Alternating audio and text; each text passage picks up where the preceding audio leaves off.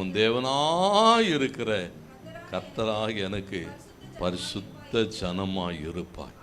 ஆண்டவர் உன்னை எப்படி வைப்பாரா?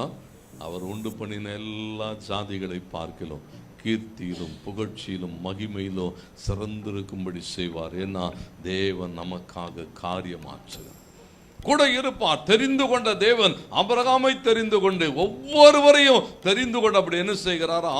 ஆசீர்வதித்து நடத்தின தேவன். தேவனுக்கு மகிமை உண்டாட்டு. பாருங்க, ஆண்டவர் தாவீதோடு கூட பேசுகிற போது சொல்கிறார், தாவீதுக்கு இருந்த அத்தனை பிள்ளைகளுக்கு நடுவில், அத்தனை காரியங்களுக்கு நடுவில் அவர் சொன்னார், உன் குமாரனாகிய சாலமோனை தெரிந்து கொண்டேன். சாலமோன் தான் என்ன செய்வான்? எனக்கு ஆலயத்தை கட்டுவான். சாலமோனை தெரிந்து கொண்டவர். 2 நாளாக ஒன்று சொல்லுகிறது, சாலமோன் என்ன செய்தாராம்? எல்லாரும் காணத்தக்கதாக ஒரு மேன்மையான இடத்துல வைத்தான். அவனை போல ஒரு மேன்மையான ஒரு அரசன் இல்லை என்று சொல்லுகிற நிலைமையில கர்த்தர் அவனோடு கூட இருந்து என்ன செய்தாரா? அவனை மிகவும் பெரியவனாக்கினார் என்று எழுதப்பட்டு.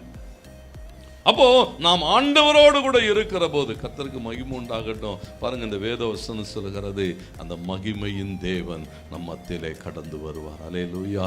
அதோடு கூட பார்த்தீங்கன்னு சொன்னா அங்கே போடப்பட்டிருக்கிறது, மகிமை மாத்திரமல்ல, ஜெயம் உம்முடையதான். ஜெயம் பவுல் சொல்லுகிறான், நம்முடைய கர்த்தராக இயேசு கிறிஸ்துவினாலே நமக்கு ஜெயம் கொடுக்கிற தேவனுக்கு ஸ்தோத்திரம். கர்த்தருக்கு மகிமை. ஜெயம் நம்முடையது. ஏன்னா தேவன் என்ன செய்கிறாரா? அவர்தான் ஜெயம் தருகிறவர். குதிரை யுத்த நாளுக்கு ஆயத்தமாக்கப்படும் ஜெயமோ தேவனாலே வரும். ஆண்டவருக்கு மகிமை உண்டாட்டும். அதனால தான் எல்லா சூழல்களிலும் நீங்கள் ரோமர் 8:34 அப்படியே வாசிட்டு போனீங்கன்னா கடைசியாக முடிக்கிற போது 37 சொல்லுகிறான், இவை எல்லாவற்றிலே எவ்வளோ குறைவுகள், எவ்வளோ போராட்டங்கள், எவ்வளோ பாடுகள் எல்லாவற்றையும் சொல்லிட்டு முடிக்கிற போது சொல்லுகிறான், இவை எல்லாவற்றிலேயும் நாம் நம்மில் அன்பு கூறுகிறவராலே முற்றும் ஜெயம் கொள்ளுகிறவரா. குறைவுகளா, போராட்டங்களா, பாடுகளா, எல்லாவற்றையும் தாண்டி தேவன் உன்னை ஜெயிக்க வைப்பார் என்று சொன்னா ஜெயம் அவருடையது. அது மாத்திரம் அல்ல, மாட்சிமை, மகத்துவம், வல்லமை எல்லாம் அவருடையது. வானமும் பூமியும் அவருடையது.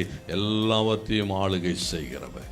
ஆண்டவருக்கு மகிமை உண்டாகட்டும். எல்லாவற்றையும் ஆளுகை செய்கிறவர் நம்மை அவர் ஆளுகிற போது ஆண்டவருக்கு மகிமை உண்டாகட்டும். அவருடைய ஆளுகையின் கீழ் ஜனங்கள் மகிழ்ந்திருப்பார்கள், ஜனங்கள் சந்தோஷமா இருப்பாங்க. ஏன்னா கர்த்தராலே ஆளப்படுகிற ஜனங்களாய் நாம் இருக்கிற போது அவருடைய ஆளுகையை தாண்டி அவர் சொன்னார், உங்களை தொடுகிறவன் என் கண்மணியை தொடுகிறான். என்னை தாண்டி தான் உங்களை என்ன செய்யணும்? ஏன்னா அவருடைய ஆளுகையின் கீழ் இருக்கிறோம். அவர் எல்லாவற்றையும் பார்த்து கொள்வார்.